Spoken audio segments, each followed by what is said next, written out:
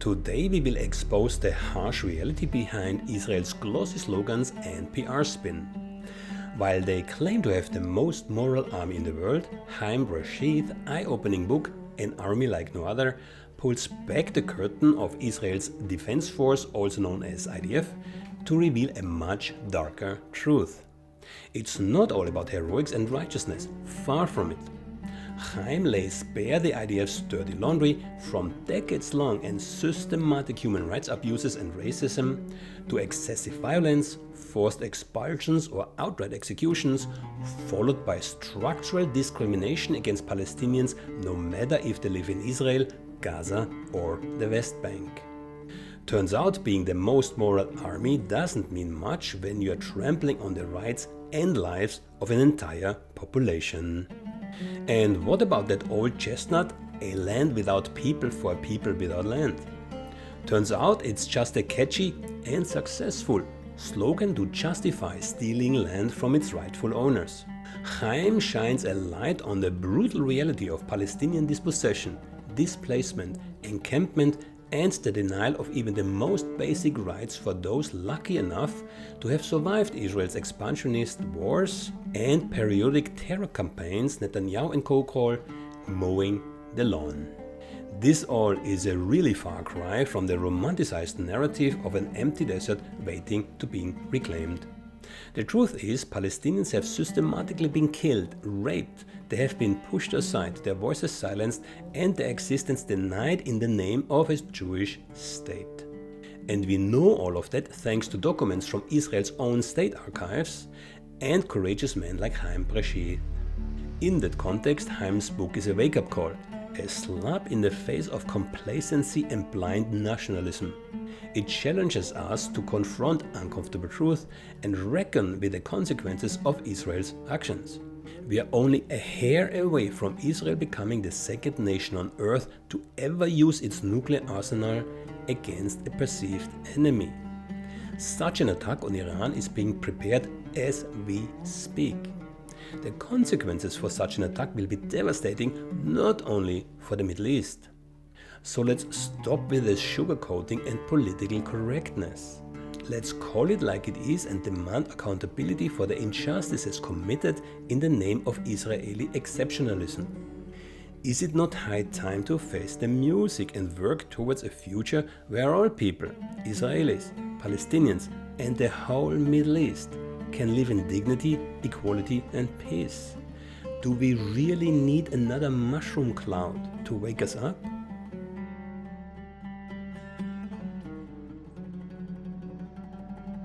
Okay, and now before we jump into the interview, a quick call to action. Some of the best interviews on this channel are shadow banned, which means YouTube is not presenting them to you, the viewer. Some examples are Noam Chomsky's interview about Israel, the interview with Tom Suarez, the author of Palestine Hijacked, the amazingly candid discussion with the US Ambassador Charles Freeman, or the interview with the former director of the Max Planck Institute, Wolfgang Streeck, to name just a few. So if you're interested in content that apparently you're not supposed to see, content that goes against the mainstream narrative, have a look at some of the previous interviews that we have recorded for your pleasure. And of course, it always helps to spread the news if you like and subscribe to this channel. And here we go. Professor Bresheeth, Haim Bresheeth. Thank you so much for joining today. How are you? I'm fine, thank you. Yeah, is it worth mentioning just prior to this call, you told me about a couple of IT-related problems which you believe come from Israel. Would you like to elaborate? I don't think we should talk about it too much because I've already got problems as it is. But my computer was hacked a whole number of times. One of the computers was destroyed totally. This was when I was working on my book, An Army Like No Other. So obviously I became an object of unfriendly followerships. And it caused quite a few problems for the publication procedure, but we've resolved it in the end. Luckily. And you just mentioned your book, An Army Like No Other. This interview will focus around the topics in your book. Yeah. Now, before we do, let me just say you're professor at the Source University in London. I'm now retired, so I'm basically just doing research at SOAS. I'm not teaching anymore. Okay. But you have a specialized website for the book, An Army Like No Other, Yeah. exactly under this name.com. Yeah.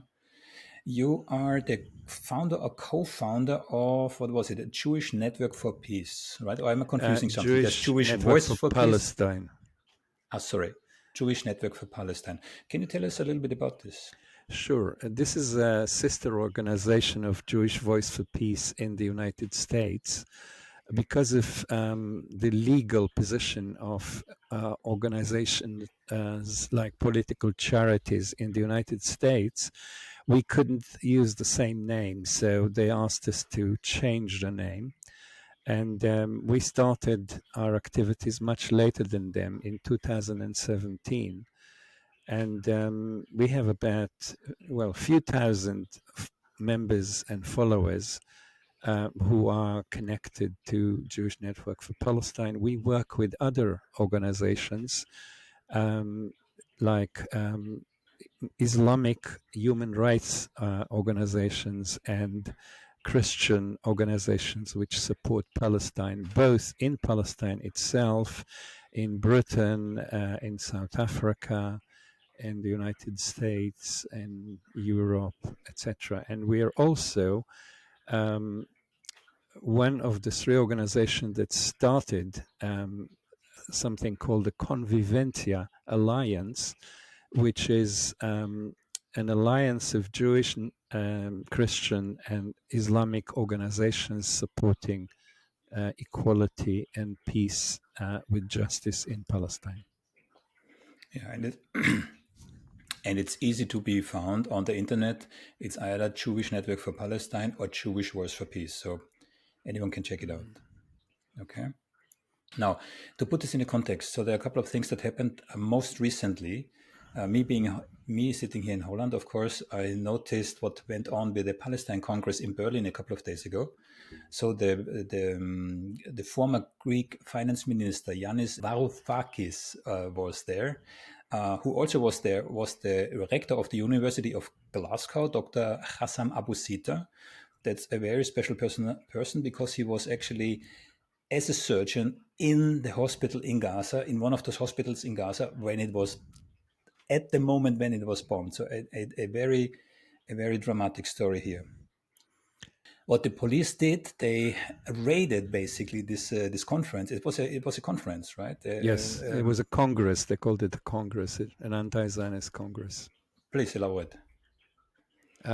Basically, it seems that the main influence on the German police remains the Gestapo. This operation where they attacked an academic and activist congress, which is in support of human rights for Palestinians and peace in the Middle East, is quite unprecedented. The Germans seem to think that they have cleared their past now with the rest of the world, and that gives them rights to attack people who act for defense of human rights. This is just a sign of the criminality that they are using in silencing people that speak for human rights for Palestine. They have broke into the Congress. They have switched the lights off. They have dragged people from the microphone. They have arrested the people that you mentioned and actually deported Dr. Abu Sita back to Britain by force. They have done things that are not really sitting very well with being a so-called democracy in the EU. And all this in the name of acting against anti-Semitism. Now, I want to say that most of my family, all the family of my two parents, was killed in the Holocaust by the Nazis. Both my parents were survivors of Auschwitz, and after Auschwitz, my mother survived also Bergen-Belsen, and my father a most terrible camp in Austria called Gusen II. So my family has a certain connection to the Holocaust and to anti-Semitism. And when the German police and the German state tells Jews like me, which they have done, that we can't speak in support of Palestine because it's anti-Semitic. I mean, you have to really ask yourself what world we live in when the German state, with the history that it has, is now telling Jews what they can and what they cannot do in support of human rights. I think we are living in a very twisted reality, and Germany should be aware, I think much more aware than it is at the moment, that it hasn't cleared its account with history, which is very troubled, and that they cannot act in support of a genocidal regime, bearing in mind their own genocidal history, not just of the Jews and Roma and the Russian prisoners of war, 11 million who died in the Holocaust, but also the genocide in Namibia, which was, in a sense, the first modern genocide of the 20th century. So I think this is a terrible turn of events that Germany allows itself in the name of anti-Semitism, in other words,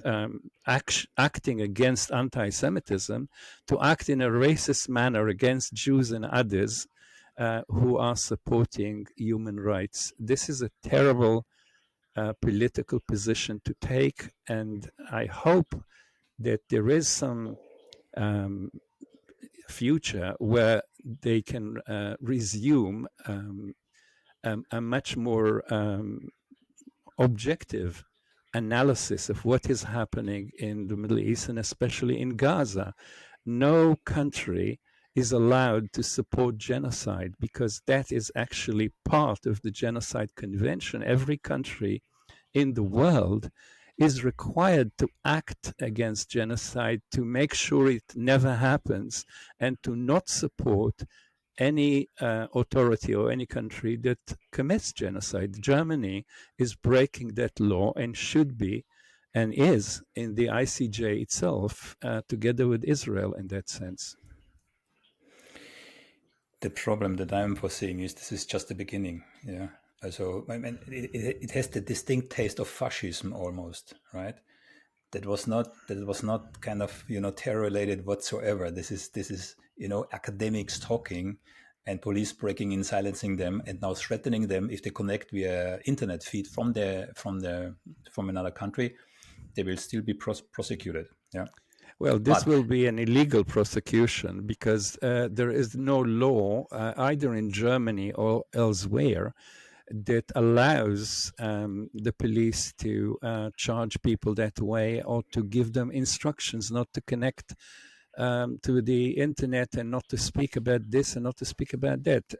Germany has a whole terrifying history of acting illegally within its own legal systems, and they are now repeating that for no good reason at all. And I think that those who I'm not connected to Germany in any direct way, and I'm not acting in Germany, but this event made me want to be connected and to speak in Germany and to Germans as an Israeli Jew, because I think they are not hearing the voice of Jews. They are only hearing the voice of genocidal Israel. This is a terrible thing. They're not reading what's written on the wall, right? But what I wanted to say, that was the entrance, the segue into our discussion. Our main topic is related to, as we said already at the beginning, as your book, An Army as No Other. And I think that's a very relevant topic. And I completely understand why you have not made any fans with this book in Israel. I completely get it. Yeah? Because it outlines how tightly interwoven the army actually is with the Israeli society as a whole, right? And there are a lot of things to be explored thanks to ChatGPT. And I have still not received your book, yeah, which is supposed to come in a week or two. I had to circumvent Amazon because on Amazon it says available in 6 months. So that could be a good sign that so many people buy your book that it's sold out. Yeah. It could also be that there's a more sinister reason behind it, but let's not speculate on that. I found a different way. I ordered it via a Dutch company, and I should get the book. But thanks to ChatGPT, which I do not trust at all, I made a specific video on how unreliable ChatGPT is in regards to sensitive topics. But I got a kind of overall impression of your book, right? The content of your book. Now, where would you like to start, Professor? To give an impression of people who have no idea how interwoven the army is with the Israeli society, but also what's the explanation or one of the explanations why so many countries in the world support Israel. Yeah. The first thing to say about this topic is that the Israeli army is not like any army that we know. It is totally unique. It is not like any European army or the American army or the Russian army. Basically, this is a result of its history. When in the 20s, Britain is starting to rule Palestine after the Mandate decision in 1922, the first thing that the Zionist movement does is create an army. Now, this was against mandate regulations, but of course, the British knew about this from the start and didn't do anything about it because, after all, they took that mandate under the presumption of supplying Jews with a national home in Palestine. This was the predication of the mandate, both of the Balfour Declaration in 1917 and 5 years later of the mandate from the international community. Now, that meant that they knew about Haganah, which was set up in 1920, but they closed their eyes to it for about 30 years until 1947. Indeed, in the end of the 30s, when the whole of the population of Palestine was on an intifada between 1936 and 1939, most of the British army was necessary in Palestine to suppress that uprising against the British and the Zionists. So during those 3 years, the British used officially the Zionist forces, and they called them auxiliary forces. They drafted them into the attacks against the Palestinian resistance. And I believe that without that support, they wouldn't actually suppress it successfully. That is a very interesting thought when we think about October 7th, and the fact that 6.5 months later, the IDF, one of the strongest armies in the world, is incapable of suppressing Hamas and Jihad in Gaza. So it's not about the size of armies. It's not about their abilities and equipment. It's about, I suppose, the commitment and rationale in what they're doing. The commitment and rationale of the Palestinians is to defend their land against basically a colonial takeover that is now more than 100 years in the making.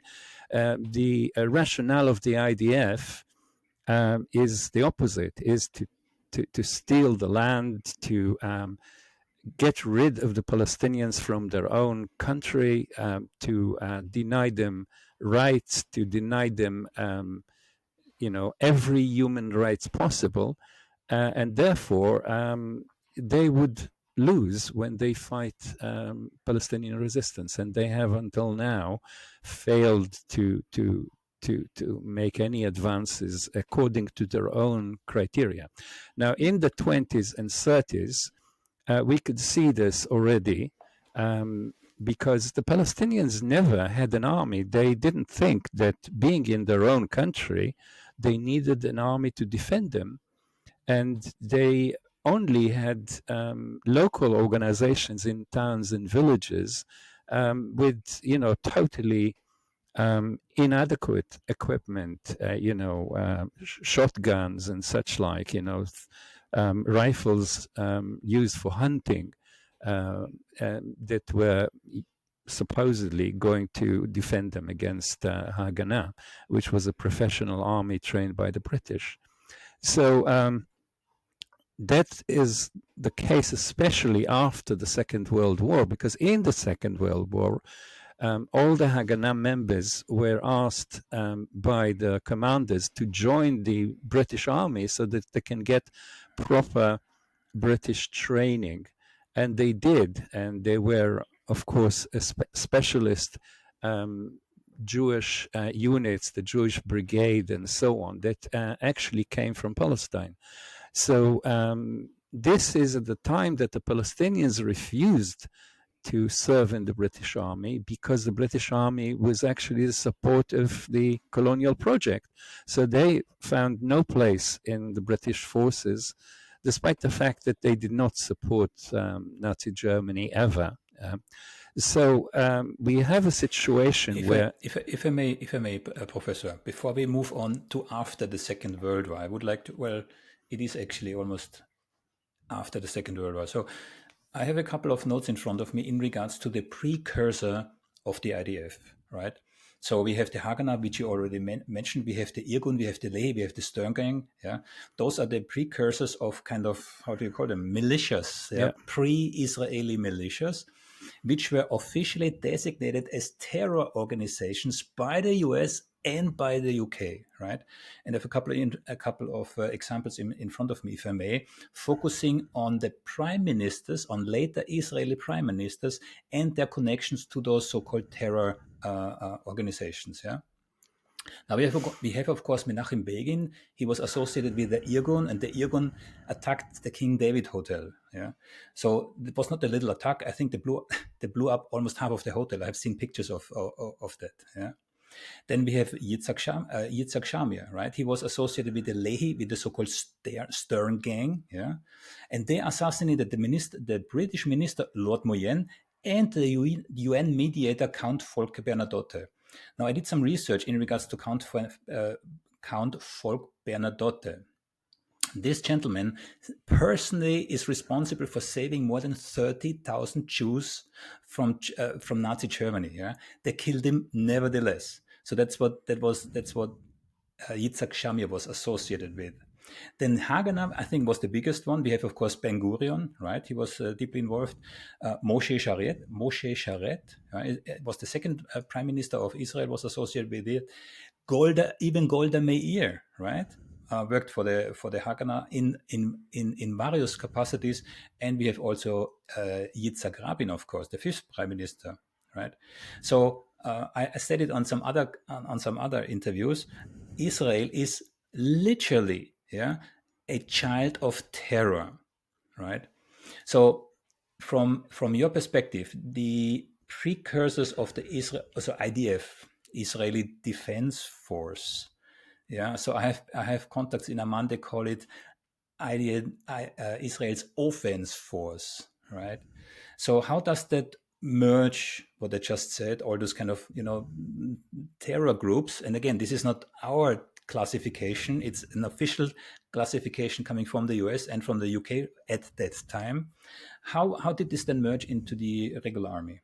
Well, before relating to the army, I just want to mention a few things that you left out, because Ben Gurion was also the co-founder with Yitzhak Ben Tzvi, who later would become the president of Israel when Ben Gurion was prime minister, and they both set up Hashomer, which was the organization preceding Haganah.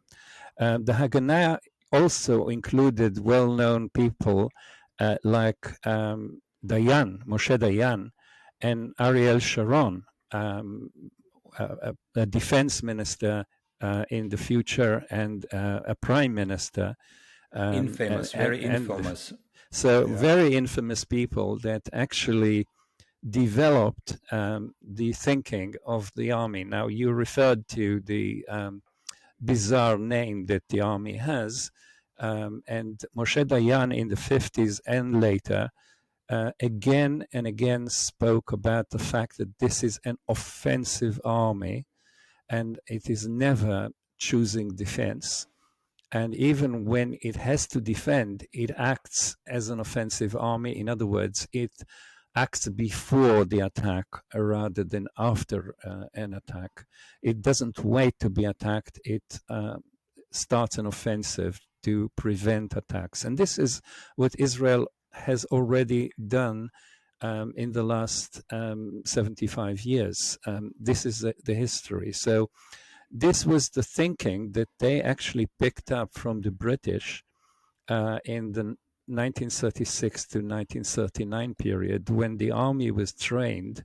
The Haganah and the other militias were trained by the British in commando activities, preparing for. They all knew that the Second World War is about to break out. They used those techniques not to attack army units, but to attack Arab villages in Palestine.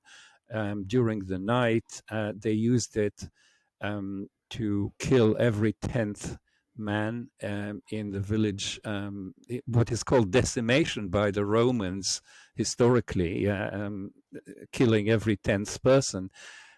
So this was something that they have learned from a colonel later on to become General Ord Wingate, that was so inhuman and violent that even Moshe Dayan and Yigal Allon, that were not really nice boys themselves, were shocked by it in the late 30s when they saw him kill so many people that haven't done anything. They just been villagers standing in a village, called out by the British, separated from them, their families, and then killed in cold blood in front of everyone. So this is a history that is a very troublesome history. The British, of course, collected this type of violent practice in India and everywhere that they were actually controlling colonized populations, and the Israelis picked up those and learned them, and in a sense improved on the violence of the colonial masters before 1948. After 1948, they of course could develop their own methods and their own use of terror. And for example, in 1953-54, they operated a terror ring in Cairo and Alexandria in order to separate Egypt from the West, and from Britain, from France, and from the United States. It didn't quite succeed as they planned, because the terror ring was discovered. Lavron affair.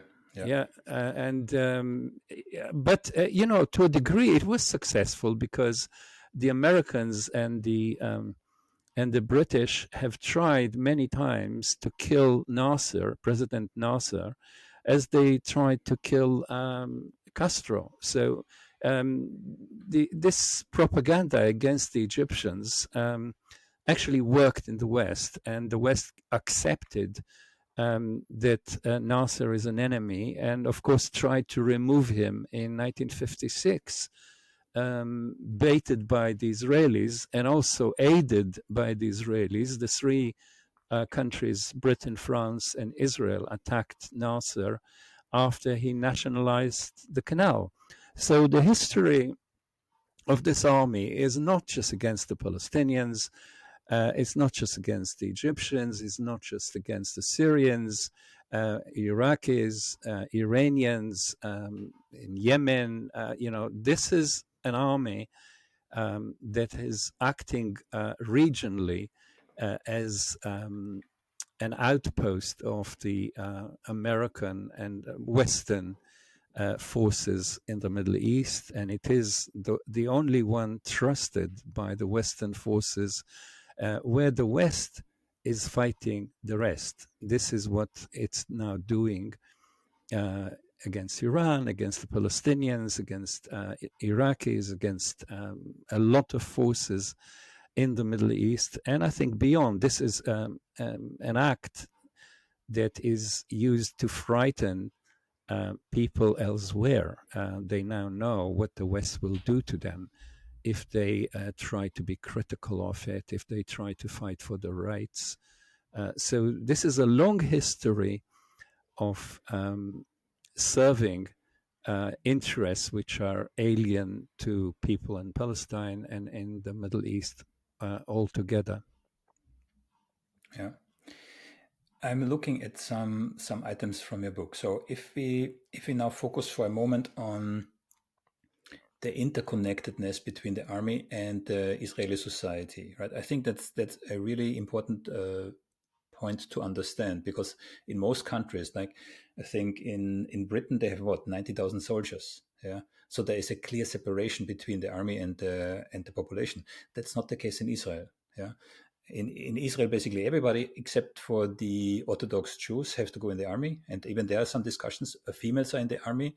The rest of their lives they are reservists, right? But what's more important, and I interviewed Professor Nurit Pelet El-Hanan, Professor Nurit Pelet El-Hanan, who is the sister of Miko Pelet, and both of which, I guess you know this, the Pelet name. Their grandfather was a co-signatory of the Israeli Declaration of Independence, and their father was a general in the 1967 war. After the war, he said, "Now we won the war. We have to make peace," which is why he was removed. Yeah, but Nurit actually investigated racism in Israeli school books. Yeah, and found that basically the Israeli society is indoctrinated right after kindergarten, right? And in very sophisticated ways, right? And in many different ways. Yeah? So again, coming back to you, this interconnectedness between the question would maybe best be asked, is there a separation between army and the society as a whole? There never was a separation. In a sense, the only machinery that could create the new and non-existent at the time Israeli nation was the army. This is the central argument in my book.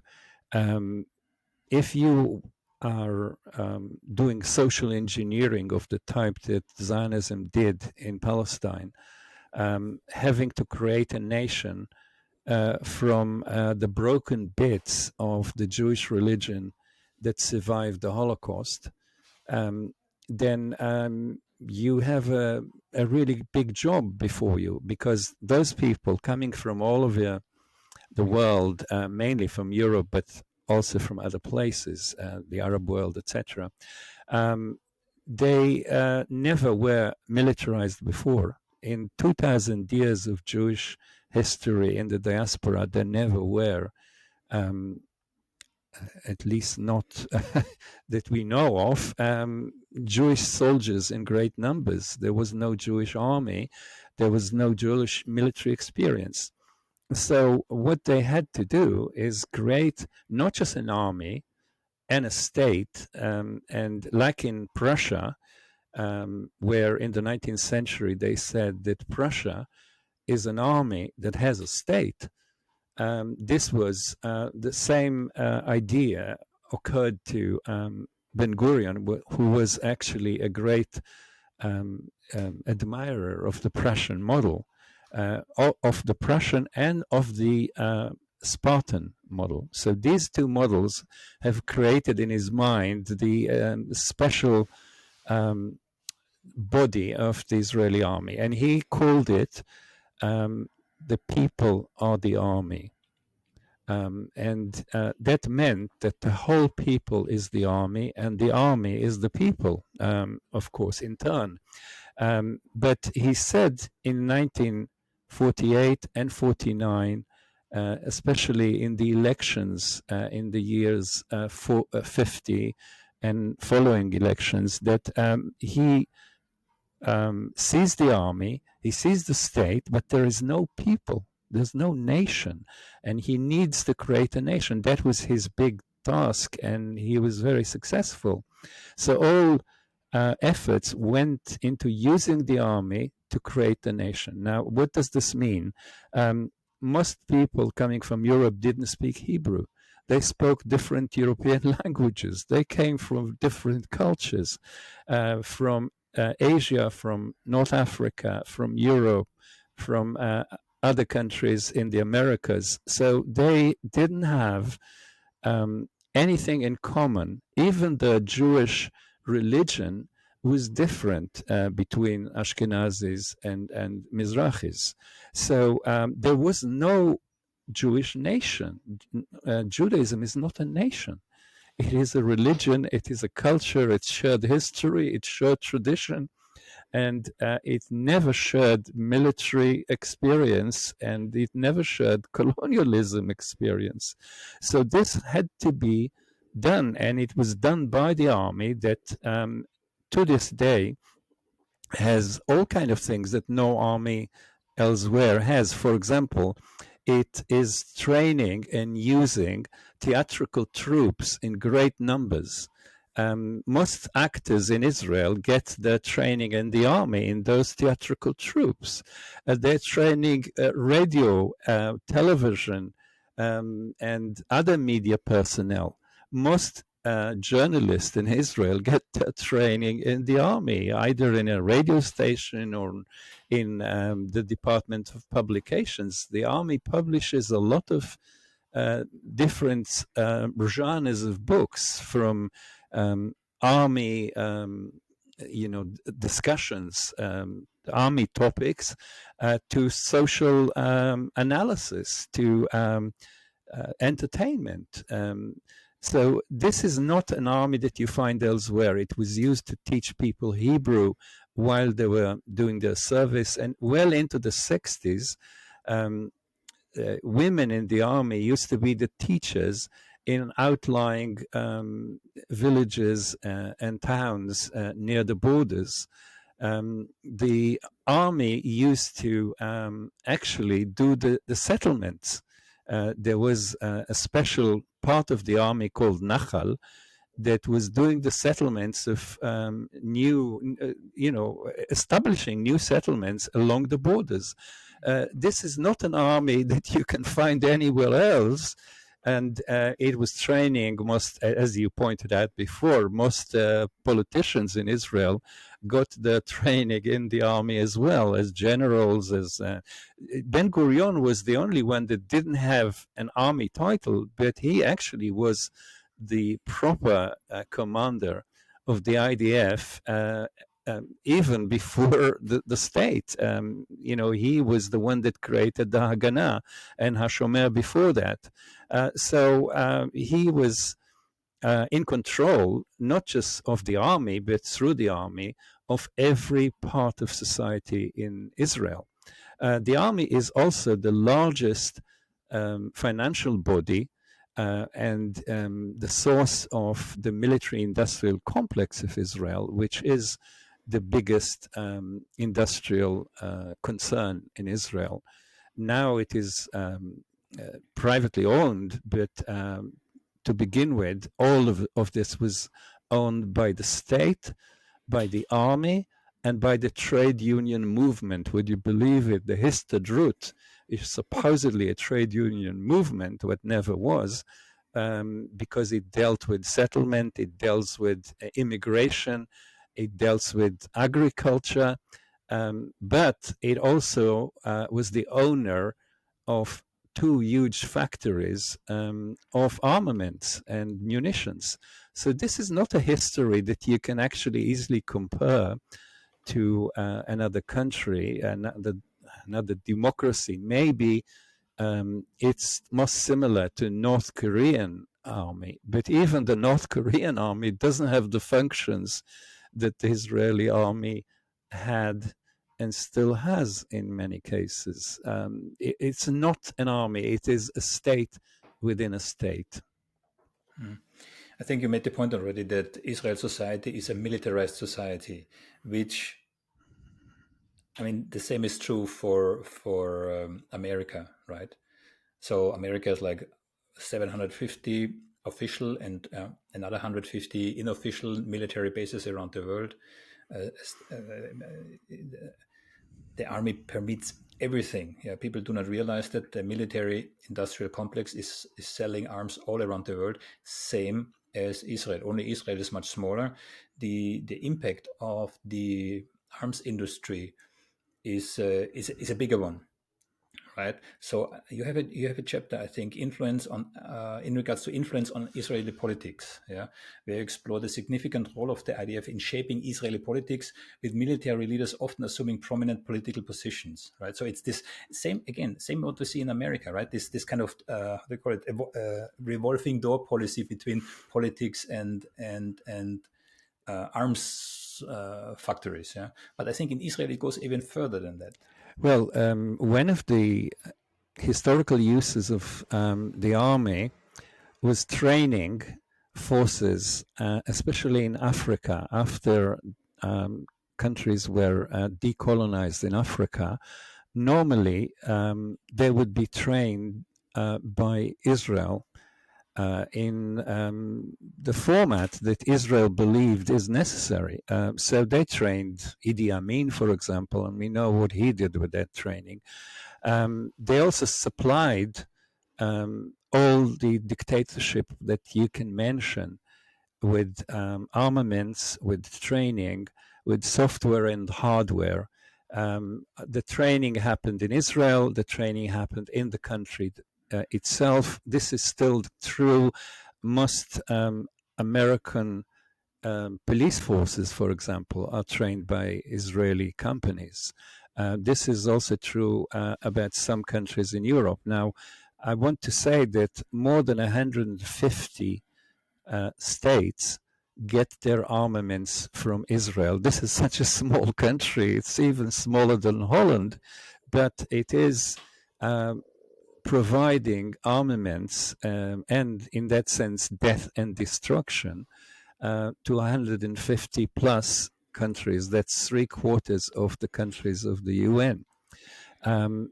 Now, you can understand that if a country is getting its arms from Israel, it is very unlikely, totally unlikely, to criticize Israel in the UN, to take Israel to the ICJ for war crimes or genocide, to act against Israel in the ICC, or anywhere else where there is international humanitarian law being broken by Israel. It's not going to support Israel in it's not going to criticize Israel in any votes which are crucial at the UN.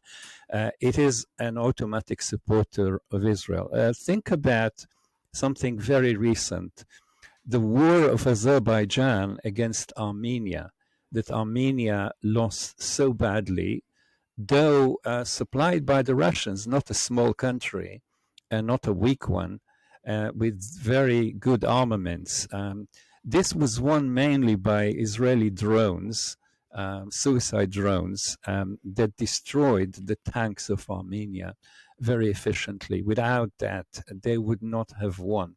Now, of course, Azerbaijan is a Muslim country that for many generations did not have relations with Israel. That doesn't stop it. It didn't stop in the past from buying those arms from Israel, from getting the training from Israel, and for working also with Turkey, that was for many generations a supporter, a very important supporter, not just of NATO, but of Israel. Yeah, because Turkey, like Israel, has an army which is very politicized, and that is a tradition that they share. And so the thinking about involvement in other conflicts is shared by Turkey and Israel to a certain degree, even under the Erdogan regime, which is not very friendly to Israel, but nonetheless supported Israel in providing the means of defeating the Armenians to the Azerbaijani army. This is the case, for example, with huge countries. Azerbaijan is a small country, but important one because it supplies Israel with oil. Azerbaijan is very oil rich, and this is a very safe way of getting its oil, not dependent on supply from the Gulf, etc. So Israel is very it's very wise in the way that it works out the supply of arms as a method of both getting support politically and getting support in other ways, like getting oil and other natural resources that it doesn't own. Now, the other thing that we need to think of is the rising of BRICS and other forces. The BRICS countries, for example, India, is getting most of its arms in the last few years from Israel. India is a huge country. It has a huge army. But most of the time, it has less soldiers than Israel. Can you imagine? India is the largest population of any nation. It also has disputes with Pakistan and with China, but yet it doesn't have the same size of army under arms that Israel had in Gaza. One of the smallest areas on the earth, Gaza is nothing really in comparison to India, and yet the Israelis had 500,000 soldiers under arms to fight the few thousand badly equipped Hamas and jihad fighters in Gaza. So what we are seeing here is a global system that supports Israel financially, politically, by buying its arms, by buying its training, by supporting its Islamophobia. In the case of India, this is an Islamophobic regime, and it is supporting Israel because there is another Islamophobe regime, and they're sharing their ideology against the Arabs and against the Muslims. So politically, the army is used in many ways that even the Americans are not as efficient in getting out of the military links, political links in the way that Israel does. Some countries buy arms from the United States, but they do not actually share the United States politics in many cases. With Israel, you have no choice. If you don't like our politics, you won't get supplied by us. So that's the principle of using arms and using training. Israel also trains a lot of civil forces. For example, you may know that the coming Olympic Games in Paris are going to be securitized by an Israeli company. As Israel is committing genocide, the French are employing an Israeli security company to securitize the games. How mad is that? How criminal it is that you're using a regime which is a criminal regime involved in genocide to securitize an event which is actually the opposite of bringing together people in peace to share sport and to share communal relations and to securitize this with the Israelis. This is a terrible thing, and we're acting to change it. We probably will not succeed. There are a couple of things that you said, and I would like to come back to the weapons, because we say weapons, but in the meantime, it's hardware, it's software, it's artificial intelligence, it's all the underlying systems. Wolfpack, the Wolfpack something, Wolfpack Red or Wolfpack Blue that they're having, battle-tested weapons systems. I think it's a better description because it encompasses all these loose components, which are sold, you said it, to 140, 150 countries around the world, many of which are the worst of the worst. Yeah. Now, I have a couple of notes in front of me that I made in regards to whom Israel actually supports. Yeah. And that's not an exclusive list. Yeah, those are just some that I easily had access to. Yeah, so Israel supported Myanmar in as recently as 2018 in what the UN called a genocide against the Muslim Rohingya minority. Yeah, while Myanmar's army used arson, rape, and murder as a weapon against the civilian population. Then Israel sold fighter jets and trained the Sri Lankan special forces while they killed more than 200,000 people from the Tamil minority. In Rwanda, red flag, Rwanda, 1 million dead. Yeah, 1 million dead Tutsis were massacred by the Houthis. Israel continued to send weapons even after April 6, 1994, when the slaughter had already started. Yeah, same in Guatemala, 200,000 dead. The name Somoza certainly rings a bell. Guess who supported him till the very last day? And Nelson Mandela was very clear-eyed when it came to Israel. Yeah? He said at the International Congress that the people of South Africa will never forget the support of the State of Israel to the apartheid regime. Yeah, so there is a red line that goes through these weapon sales around the world, where Israel, and again, Israel is not the only country in this respect. Yeah, but Israel is supporting the most genocidal regimes, not only in the past, but also looking in the future. And people who think what's going on now in Gaza, oh, that's far away, these people have to consider the West, many countries, inclusive the West, go in the direction of the rising populism, which might lead in a similar direction as fascism down the road. Yeah. So all those sophisticated weapon systems, all those spywares you mentioned, Pegasus. Yeah. This is not something that's only limited to a certain area or to Myanmar or to Gaza. This is already happening here too, right? So coming back to you in regards to those weapon systems, maybe let's do the other way around. Let me ask you, in your research, what did you find in regards to specifics, the countries, the weapon systems used, the battle tested, the predicate battle tested when it's sold to those various countries? Well, there is an irony here. Basically, battle tested is a lie. This is actually tested on civilians in Gaza, in Lebanon, in Syria, everywhere.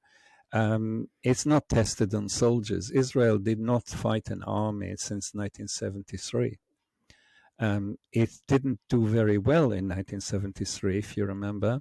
It almost lost the day. It didn't do very well ever since. It fought so many wars in Lebanon, I can't even count them. It fought so many wars against Gaza. It fought against other countries unofficially, and yet its achievements are minimal. Its achievements in Gaza we well understand, but if you remember, in 1982 it fought for 20 years in Lebanon. It has achieved very little, apart from destroying Sabra and Shatila under yeah, Sharon, only this kind of stuff. Yeah, they achieved killings of civilians, they achieved the destruction of Beirut. In other words, infrastructure which is civic, and people who are not fighters are suffering from Israel. But actually, what it achieved against armies is minimal. And even groups which are not armies, like Hezbollah, the PLO in Lebanon, and of course Hamas, is actually negative. When you think that they put in 150,000 people into a small place like the Bekaa Valley in Lebanon, and fought less than 10,000 people without tanks, without jet fighters, without anything but, RPGs and rifles, that they have lost against that army and needed the Americans to save them and to get them out of this after 33 days of fighting.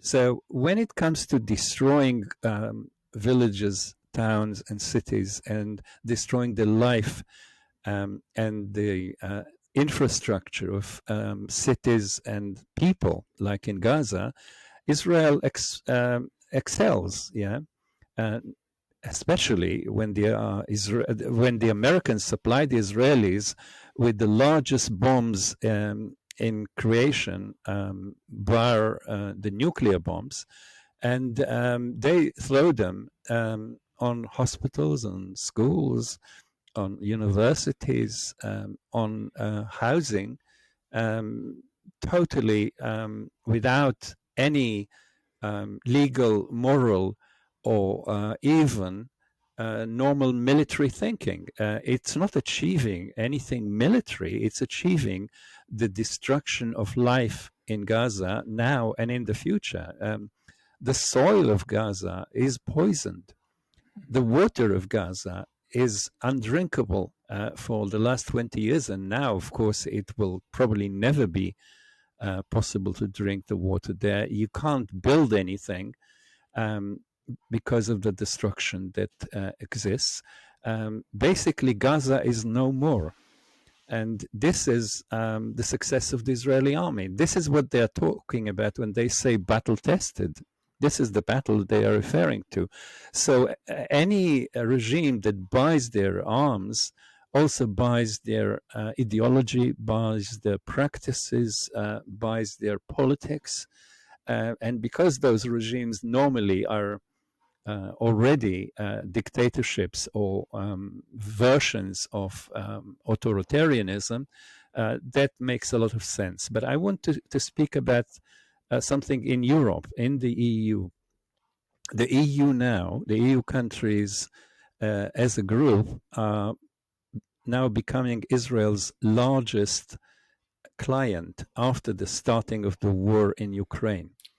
And now Germany, I think also Holland, if I'm not mistaken, every country almost in Europe since the start of the war in Ukraine is buying armaments from Israel. Now, in the case of Germany, they both buy and sell most of their arms with Israel. Yeah, this is the most trading in arms that Germany does either way is with Israel. This is telling you a very simple fact about why they act in the criminal manner that they did, that we discussed at the beginning in their suppression of support of Palestine.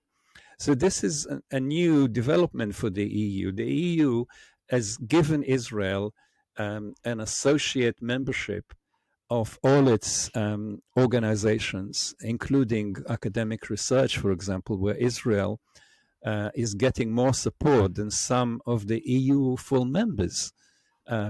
I think this is criminal because a lot of this support for research universities is actually the development of arms and the development of military facilities and forms of population control under the flag of fighting terrorism. EU as a bloc is supporting Israeli war crimes in very different ways, in many ways, by arming them, by financing them, by giving them political support, and also by supporting military research under the banner of fighting terrorism. I think this should stop, and the EU should start thinking about it, but they don't, because they need Israeli arms training and technology to suppress their own population. And that's why it's very unlikely that they will take our advice on this. Yeah. Popular unrest is increasing, and this is why the systems coming from Israel are so sought after, right? Because Israel, in that sense, they actually have them battle tested. Although it's not a battle, it's a civil population. But this all pervasive monitoring of basically everything, every movement, every face, I'm a behavior analyst. Yeah, we're entering the age of automated emotion detection, right? This type of thing. So they're now contemplating the intent of persons, this kind of thing. So you could be charged or even be shot because of a intent, not because of an action that you're already having. Yeah, but to make this more concrete, I want to point out that Israel has already installed these automated machine guns, yeah, which are coupled to high resolution facial recognition cameras, which is then linked to these Wolfpack systems that I already mentioned, which has all the data, and you can get shot by an algorithm without any human interaction. It's already there. Yeah, Boston Robotics, those fighting dogs. Yeah, there are lots of cute videos on social media. Nothing of that is cute. Yeah, we are entering an age that has not been seen before. Automated killing on a large scale, right? The system called Lavender that was exposed in the last few months that identified targets for the Israeli army in Gaza has has an effect on the future of AI, which is terrifying. This is where AI is now used, I think, mostly today in identifying targets for armies and in mass processing of targets. This is what they call it, mass processing of destructive targets. This is the name of the systems that they are developing and using and selling. And this is what they also sell to cities, like most capital cities in Europe have software and hardware that allows the municipality or some security people working on its behalf, supposedly, to spy on people. And as you say, to spy on their emotions, not just on their behavior and actions, and to actually suppress activities before they even start by hijacking publicly used cameras without the knowledge of the authorities that operate such cameras. In London, there are millions of cameras, more than in any other capital city on earth. And I'm sure you know that those systems are capable and do hijack cameras to actually very little effect, we know. But the real effect is in the suppressing of civil unrest, the suppressing of political action. In London now, they use AI to identify and to separate people from the demonstrations and charge them with all kind of spurious activities that they have never taken because of those systems and their AI powers. So what we are now talking about is an Orwellian world that AI will run until it decides to destroy humanity, which some people have spoken and written about. And mind you, I will understand AI's behavior if they destroy humanity, because humanity destroys the planet, destroys life on it, not just human, but actually of animals, of every light form is now suffering from the wars and the aggression that is released by humanity. And Israel is a very good example of destroying the environment, not just in Gaza, but everywhere in Palestine in support of its aims. So this combination of destroying life, destroying rights, destroying speech, destroying human rights, and destroying every form of life is, in a sense, pioneered by the Israelis and their technologies, and now well used by other countries to do the same crimes. Yeah, I think again we are in an age of change, with one superpower declining and another one rising, right?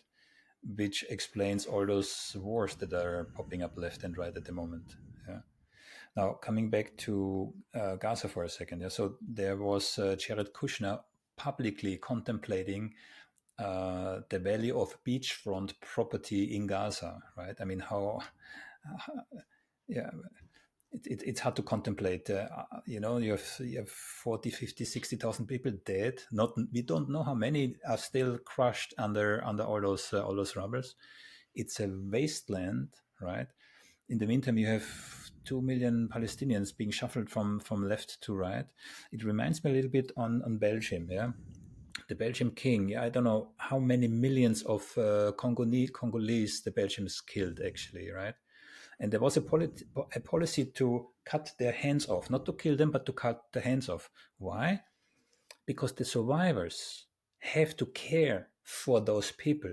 You kind of, you immobilize a whole society. And I have the feeling I see the same in Gaza, right? With all those, I mean, that we don't have the exact numbers, yeah, but the hurt people, surviving people but hurt, without legs, without arms, etc., they need to be cared for, right? This is an extreme form of what Israel always called mowing the lawn. Yeah, every couple of years go in, kill as much as you can, get out, and wait a decade or so again for the next war, right? So I don't think the Palestinians will go anywhere. So what's your view on that?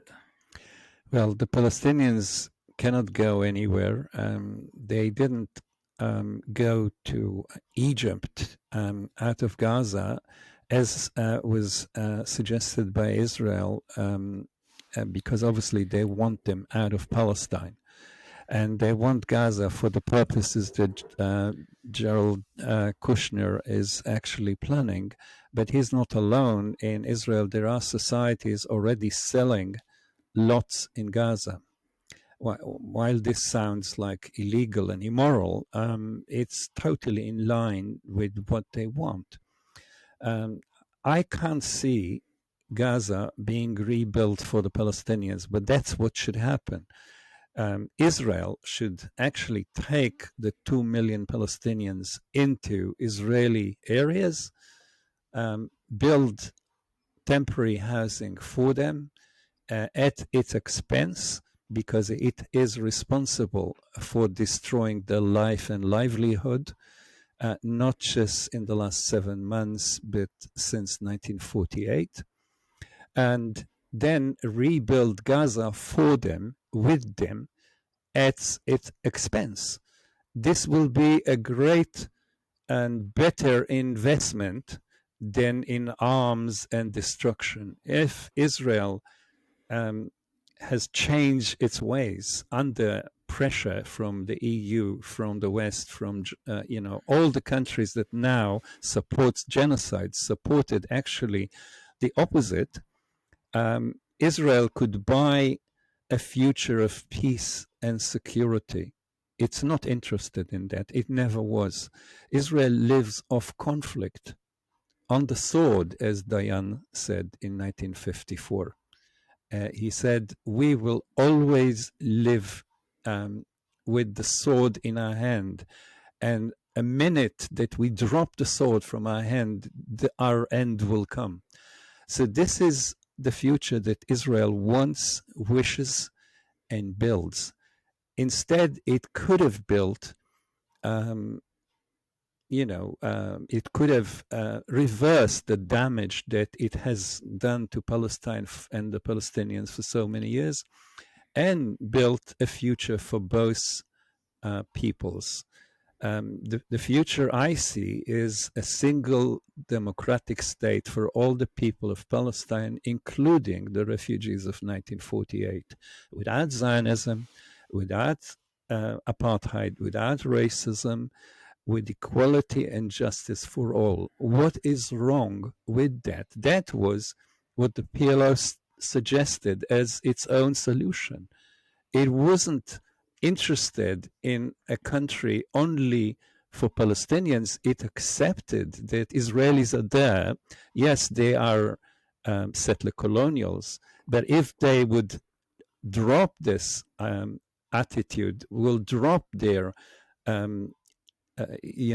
asymmetry with Palestinians and agree to life together in equality, in peace, and in justice, the Palestinians were, and still are, most of them, ready to accept Israelis as human beings. The Israelis never accepted Palestinians as human beings. Like real settler colonials, they treat the indigenous population as less than human. This is what the problem is. The problem is not the army or the arms or this or that event. The problem is the attitude of Zionism was always colonial and remains so.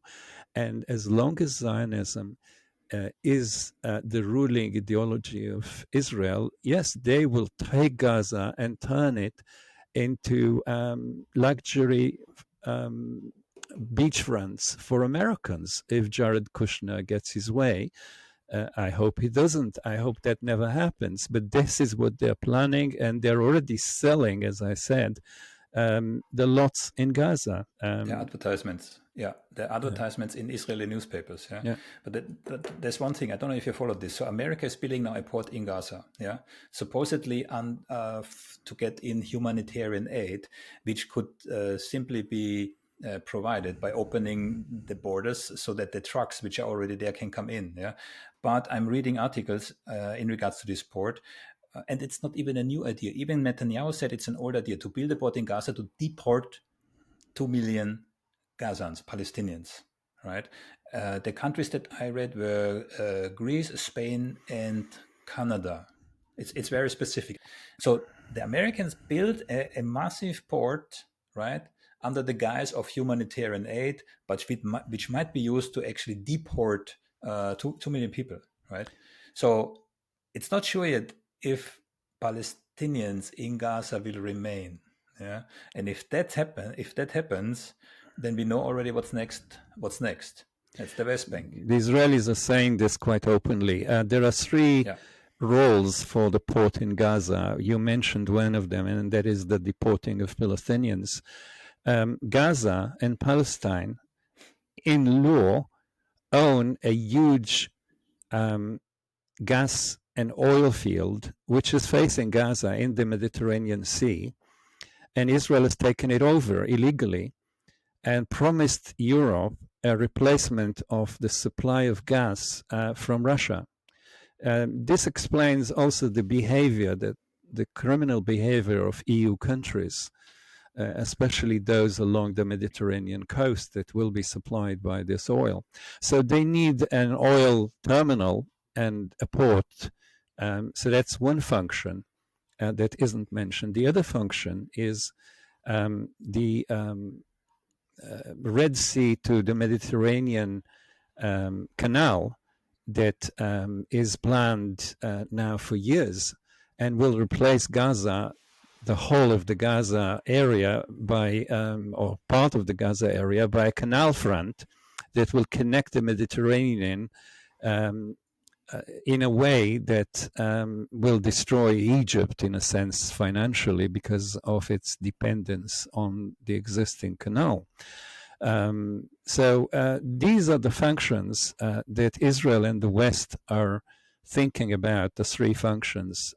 They're not thinking about helping the Gazans to get food. No. Or, they did all they could in order to avoid getting food to the Gazans, both the West and Israel. So, don't make me laugh. They don't think about the Palestinians in any way apart from punishing them, and then those who survive should get somewhere else, to the moon if possible, together Elon Musk and such. Yeah. So maybe for people who are not familiar, so there is indeed a massive gas field in the high water, also in the territorial water of Gaza. Yeah, it was discovered already a while ago, but Israel has begun to exploit it. Yeah, that's number one. And the canal that the professor just spoke of is supposed to go, as so plans, is supposed to go right through Gaza. Yeah, because everything else would be a detour. Everything else would cost a couple of billions more. Yeah, so there are a number of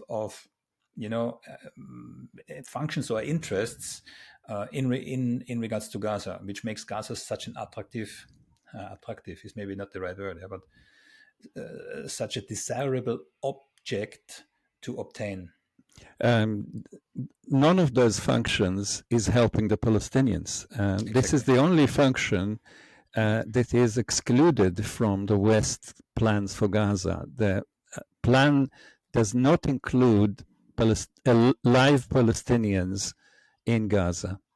It is including everything that supports Israel and the West in its plans to use oil and gas, which actually we shouldn't be developing if we want to meet the 2-degree Paris target. And of course, we will never meet the 2-degree Paris target because of the West. And because of its, I live in Britain, and Britain is acting basically immorally and illogically in going back not only to oil in the North Sea, but also to coal in mainland Britain. This is totally against the undertaking that it gave time and again to climate meetings, but that's what they're doing. And the same is in the United States and in other countries of the West. Germany. And in Germany, yeah. So this is a total reversal of undertaking given in the full light of day, and not once or twice, but many times by all those governments. And in that sense, Israel is a model for that criminal behavior of destroying the earth in order to advance capitalist short-term aims. And all the people that support Israel share those destructive aims, I'm afraid. Yeah, I would a couple of small items still. Yeah, so I interviewed Benny Morris. I'm pretty sure you know who that is.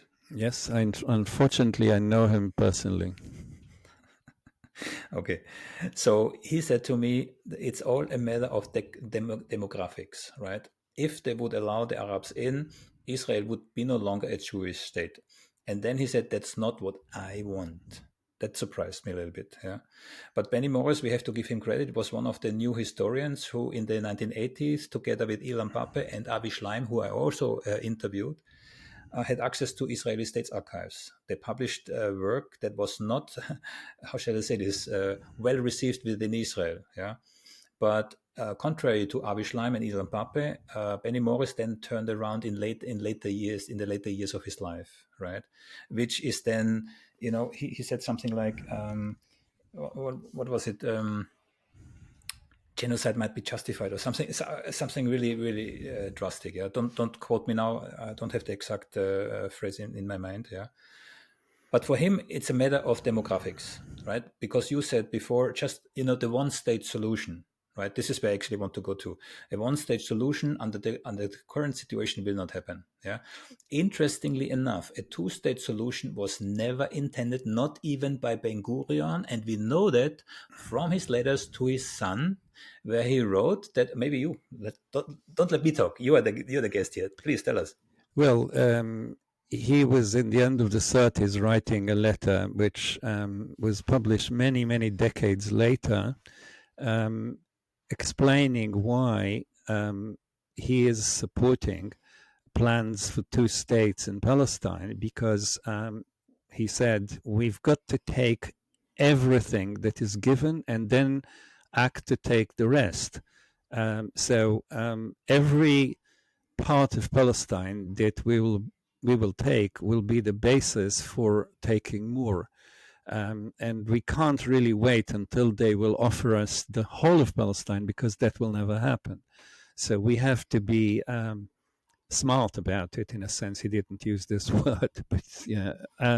So every part of Palestine was a basis for taking others. For example, he agreed to the UN plan in 1947 because the UN already gave Zionism unacceptably and unjustifiably most of Palestine, 55% of Palestine to those who came from abroad, and 44% of Palestine to those who owned it. So already there was a very good reason for them to accept this. And in the months, actually the day after the UN announced the passage of that resolution, the war started unofficially by Zionism attacking Arab positions everywhere in Palestine. Historians normally, especially historians of Zionism, start the war on the 14th of May. That's nonsense. The war started on the 1st of December 1947, and huge places like Safed, Tiberias, and Jaffa, where I used to live, and parts of Haifa were taken before May, and before May already, 2/3 of the refugees already left before the war started, because the Zionists have got them out, expelled them.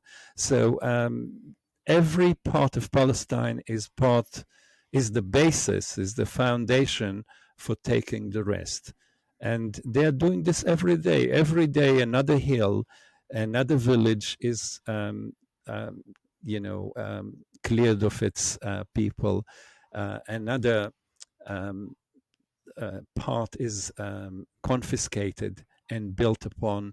And this has never stopped. Never for one day did Zionism change its methods and change its ideology and change its aims and objectives. What are you saying to those who say that Israel was created as a response to the Holocaust? Israel was not created as a response to the Holocaust. Zionism did not start after the Holocaust. It started 70 years before. So actually what we saw in Palestine is a British-supported and West-supported project of colonizing an Arab country, mainly Muslim country, of indigenous population, which ironically probably were the real Hebrews of the New Testament, the Old Testament. Yeah, those people have remained in Palestine. There was never an expulsion of the Jews as a group from Palestine in the year zero, as some people present it. The diaspora was created willingly by Jews leaving Palestine. The Romans did not. They took some of the cadres out of Palestine, but the people have remained. So those people who remained there became Christians, then they became Muslims, and then they were Arabized, and they are probably the real people who Jesus started converting to Christianity. So we're talking about people with a very long history in Palestine itself. People like myself, of course, are, as Shlomo Zand told us in his work, and before him Arthur Kessler, were the results of Judaizing the people of the Caucasus. I mean, we were Caucasians that in the 10th and 11th century were Judaized by the kings. So most Jews in Europe have no history relating them ethnically or otherwise to Palestine. So by bringing the Jews to Palestine, Herzl in the 19th century suggested a project to resolve the Jewish problem of Europe, the same Jewish problem that Hitler resolved by killing 6 or 5.5 million Jews in the war. But this was a long time before Israel existed. What is related to the Holocaust is the guilt feelings of the West that did not want the people who survived in the camps, like my parents. They did not want them, and they wanted a place to put them. And the guilt that they felt by their lack of action to save Jews when it was possible meant that they voted for sending them to Palestine in preference to sending them to the United States and to Europe and to UK and Australia and so on. So this was really the only connection. It was very easy to support these Jews by taking them in all those countries. They would do a good job in those countries as they did in Israel, apart from the fact that they wouldn't be settlers, but refugees being helped. In Israel, they became settlers, though they suffered quite a lot, as my book is actually also going into, because their culture was Yiddish, the language was Yiddish, their culture was not military. My father refused to join the army when we came in 1948 in the middle of the war. I don't think there were a lot of people like that, but some people really didn't feel like killing and being killed after what they went through under the Nazis. I don't blame them. They did not want a war. This was not their war. This was a colonial war, and they didn't want to partake in it, but they had no other place that will take them. So the Europeans are getting away with murder when they present this as a solution to the Holocaust or caused by the Holocaust. Basically, they just exported the survivors of the problems that Europe has caused to the whole world in 2 world wars that killed tens of millions, probably 110 million people died in those wars that Germany started. So for the Germans today to present themselves as, fighting against anti-Semitism and for human rights, with their history and the continued support of genocide is really unacceptable. It's really not just inaccurate, but it's a shame that they get away with it. To conclude where we started, I heard Yanis Varoufakis, I break my tongue every time, Yanos Varoufakis, the former Greek finance minister, he said, you're only allowed in Germany to talk about genocide if you support it. Yeah. So coming back to the conference where they were kicked out. Yeah. But coming one last time back to your book. So in the research for your book, what were the 2 or 3 key findings, so to speak, that you Well, finding? the main finding is the role that the army played in building the Israeli nation. As this was the laboratory, if you want, the social laboratory and political laboratory, and also the moral laboratory that built the Israeli state and the Israeli people. It built a militarized nation, a Spartan nation, a nation which had more in common with Prussia and Sparta and Nazi Germany and such like regimes than with the regimes that were normalized in the Middle East. In Palestine, for example, Jews, Christians, and Muslims lived in peace since the time of Christ. The only disturbance to this history was the Crusades, of course. Europeans coming to kill not just Muslims through the beginning of Islamophobia, if you want, is the Crusades. The big event of Islamophobia is the attack on the Palestine Muslims, not just Palestine, but other countries as well on the way. But actually, remembering that when the Crusaders come on the first crusade to Jerusalem, they don't just kill the Muslims, they kill all the Jews and all the Christians because they lived together, because they had a convivencia arrangement, because they had, support of each other as part of their living conditions. It was necessary to kill all of those people because they wanted a new type of Christian, a Christian that does not accept either Judaism or Islam. They failed. They were taken out of action and then out of Palestine. And I believe also Israel will have a similar end in the sense that Zionism will be defeated. Probably not militarily, but it will be defeated by its own behavior that will make it unsustainable. Israel is already an unsustainable society. It plans, as we speak, to attack Iran with nuclear weapons. This has never happened in history since Hiroshima.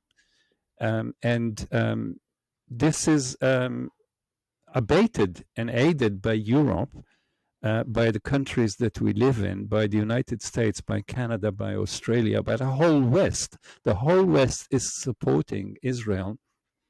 At the same time that they say, please don't do it, please don't do it, they're actually supplying them with arms and with support, not just to attack the Palestinians, not just to attack people in Syria or in Iraq, but actually to destroy Iran itself as a working society. Iran does not have nuclear weapons. Iran does not need nuclear weapons because it does not want to destroy whole populations. And yet Iran is fought by the whole West for 40 years now as an enemy. It is not an enemy. It just wants to exist. I, as a Jew, as an Israeli, find what is done to Iran unacceptable. It also means that Iran is less democratic than it otherwise could have been, because we are attacking it militarily and socially and politically and financially, and making the worst forces in Iran rise rather than the democratic forces. So even that defense is wrong. But the idea that a country like Israel, the size of Israel is minuscule, is going to destroy a country like Iran is infuriating. So this is a result of the mindset that the army has given Israel. The other thing is, of course, that Israel is now dependent on crisis, dependent on destruction, dependent on war for its existence because of the MIC place and its importance, in the economy. So Israel needs war constant war, and not just in the Middle East, but actually everywhere, because it lives on it. It lives on conflict and it lives on destruction. So this is the second thing that happens. And the third one, I think, is that Israel has developed um, an economy of hate, if you want, an economy of hate which is Islamophobic, which is anti-Arab, which is anti-third world, which is working with regimes like in India to actually carry out this mission of the West against the rest. And it is doing so not just, through theories, political theory, but actually through arms, through training, through spreading this kind of attitude in the world and also in the Arab world. It is basically an extension of Western capitalism, of the wrong and the worst kind of example of Western capitalism, which is based on war, on destruction, on exploitation, on stealing land, on stealing rights, on denying people their life. These three aspects all are coming from the army, from the militarized thinking of Zionism as a settler colonial project. And they are all terrifying because they work together to take people's life from them, take their rights from them, take their land from them, and take hope from them. I ask you, there are now 2 and a bit million people who survived until now, survived Gaza massacres and genocide. How will they live? Let us hope that this stops. How will they live? They had homes, they had universities, they had hospitals, they had schools, they had a whole life which was very poor, the UN has already said that life in Gaza is impossible 20 years ago, but they continued to live and to thrive. 40 years ago, Gaza was exporting vegetables to Europe and Israel. Palestinians are very productive people. Palestine is a productive culture. It was until Zionism has taken it over. Israel is destroying not just life, but the potential for life, the support for life in the future. This is a terrible thing that the army has bequeathed to Israel's society. It has turned it into something that Spartan would like to be, but never were. They were never as destructive as Israel, and even the Prussians were never as destructive as Israel in the 19th century. This is a terrible result of Judaism, of pacific, peaceful, inventive, humane, and internationalist and cosmopolitan Judaism of 2000 years in Europe and the Arab world. If this is the result, it's terrible. There is nothing Jewish about Israel. There is nothing Jewish about genocide. There is nothing Jewish about apartheid. There is nothing Jewish about settler colonialism. There is nothing Jewish about the Jewish state. It's an anti-Semitic state that should not exist. Professor Bresheeth, on that note, thank you very much for your time. I could go on and on and on with you. Yeah, it was an illuminating discussion. I will read your book when it finally arrives with great interest, and I will provide a link in the description of this interview. I would have sent you the book happily, had I known that you are having such problems getting it. Professor, thank you very much for your time. It's most appreciated. Thank you.